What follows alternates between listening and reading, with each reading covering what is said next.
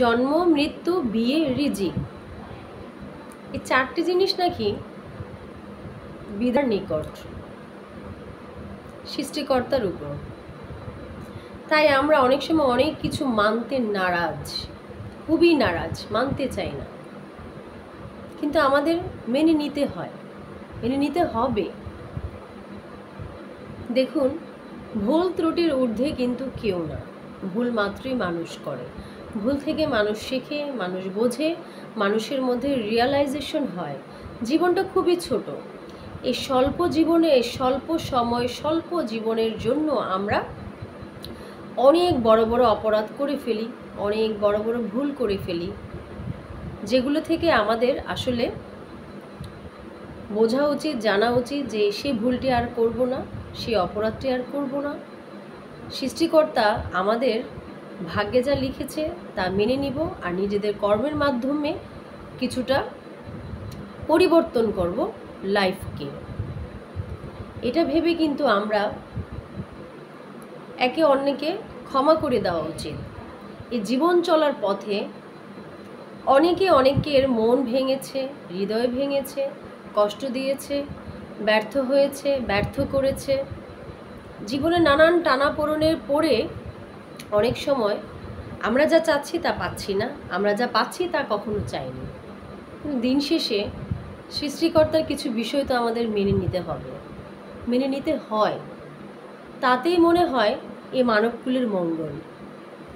তাই সবাই সবাইকে ক্ষমা করে দেই, যে যার মতন করে নিজের জায়গা থেকে ক্ষমা করে দেই মানুষকে। যেহেতু ক্ষমা একজন মহানুভবতা বা বড় মনের পরিচয় দেয়, তাই মানুষ মানুষকে ক্ষমা করে দেওয়াই উচিত। কিছু কিছু অপরাধের ক্ষমা নেই, কিছু কিছু কর্মের ক্ষমা নেই, কিছু কিছু কর্মের ফল মানুষ এই পৃথিবীতেই ভুগে, পৃথিবীতে পেয়ে তারপরে পৃথিবী থেকে বিদায় নেয়। সেগুলো ডিফারেন্ট বিষয়।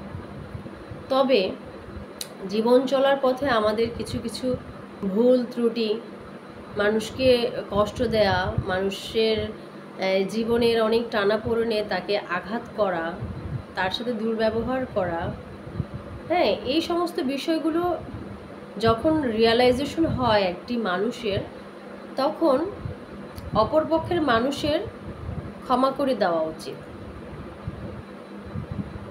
কারণ জীবনটা খুবই ছোট। কেউ বলতে পারে না একটু পর, আমিও বলতে পারছি না একটু পর আমি বাঁচব কি না, আমি পৃথিবীতে থাকবো কি না। তাই সবাই সবাইকে ক্ষমার সুন্দর দৃষ্টিতে দেখি, ভুল থেকে শিক্ষা গ্রহণ করি, নিজেকে পরিপক্ক করি। যখনই বুঝতে পারবো, অনুধাবন করব যে আমার লাইফের বেশিরভাগ সময়টি ভুল জায়গায় ইনভেস্ট করা হয়েছে, ঠিক তখনই নিজেকে পরিবর্তন করার চেষ্টা করি, রিকভার করার চেষ্টা করি। আল্লাহ পাক অবশ্যই তার বান্দার মঙ্গলের জন্যই করেন যা তার জীবনের সঙ্গে ঘটে। পজিটিভলি ভাবি, পজিটিভলি লাইফকে এগিয়ে নিয়ে যাই, তাহলে অনেক ভালো থাকতে পারবেন, অনেক ভালো থাকতে পারবো। সবাই ভালো থাকবেন, সুস্থ থাকবেন। আল্লাহ হাফিজ।